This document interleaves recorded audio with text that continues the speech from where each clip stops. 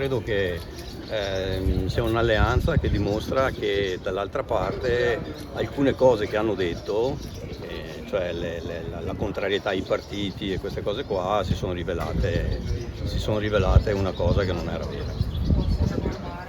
Quindi in realtà diciamo, li mette sullo stesso piano.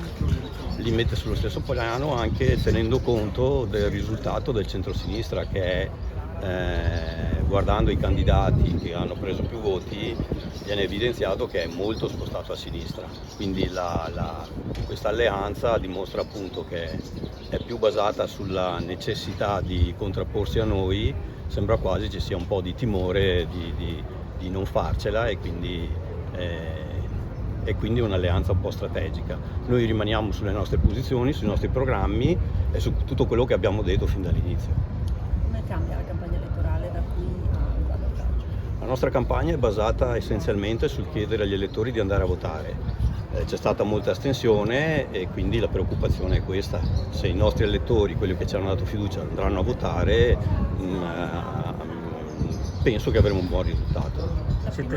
Siete stati sorpresi da questa mossa? Comunque avevate in corso interlocuzione anche voi?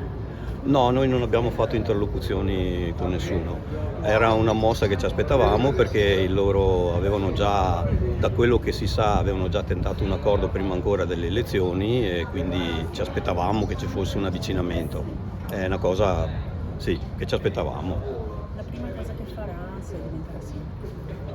Allora, la prima cosa che farò è puntare su almeno 3 azioni, che è quello di rivitalizzare il centro storico, non solo la piazza, ma proprio il centro storico, lavorare sulla cultura, sulla sicurezza e poi su quel tema che continuo a spiegare sulla famiglia, sulle attività sportive, sui giovani e sugli anziani. Questi sono i temi principali.